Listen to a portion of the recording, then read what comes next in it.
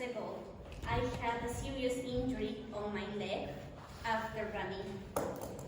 I was prescribed not to run, not to exercise, to avoid stiff backs, not to dance, to avoid steps, everything. I felt devastated because at that time I had a fairly active lifestyle. I was told that running was not for me. And guess who said that? I did. Good evening, fellow Toastmasters and guests. My name is Isabel, and I'm here tonight to share a journey of discovery and amusement, and about how one experience from 5 years ago has taught me a lesson. Don't always believe yourself. You may say, what is she saying? Is she letting us down? I will not repeat this phrase again. Don't always believe yourself. I'm going to explain why. 5 years ago, my old self told me that running was not for me. And I believed it. I gave up. I failed. And the worst thing is that I didn't learn anything from that lesson. Well, time passed, and at the beginning of 2021, an unexpected motivation got me back into running. My husband decided to go to play football again, and I wanted to take care of his ankles because we were in the house for 1 year due to COVID. So I thought, maybe if we start running, we can work on his ankles so he cannot get injured. And he is not a runner lover either, but even he agreed. And I was the one guiding him, and I didn't know how to run. So I started to do my research, and I found this fantastic app from the NHS, Coach to 5K. I got a pair of running shoes, and we started our training program.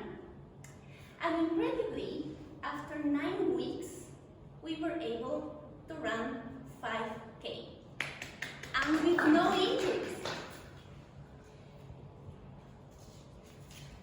And I couldn't believe that a few years earlier, I wasn't even able to go easily up and down the stairs. And I decided to chase a dream I had once.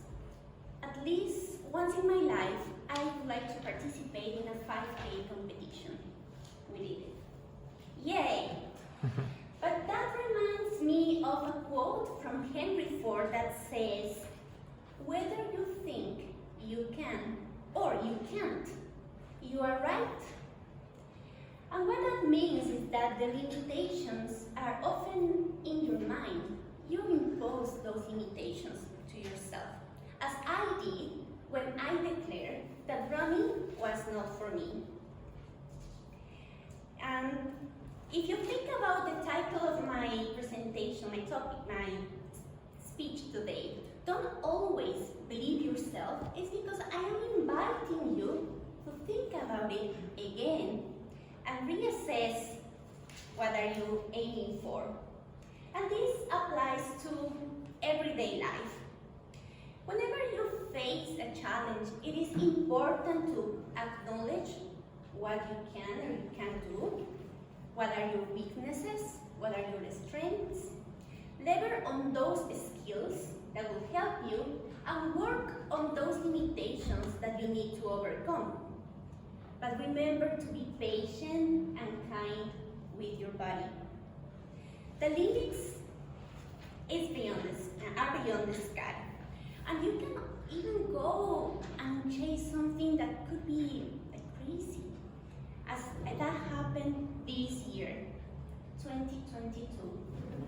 The Great Manchester Run, 10K. You know what I did? I signed up. The challenge was there. I started preparing again. So I resumed the training with the coach app. But also I joined a running club from the university. So I got some feedback and some tips, some recommendations and encouragement to run the 10K competition.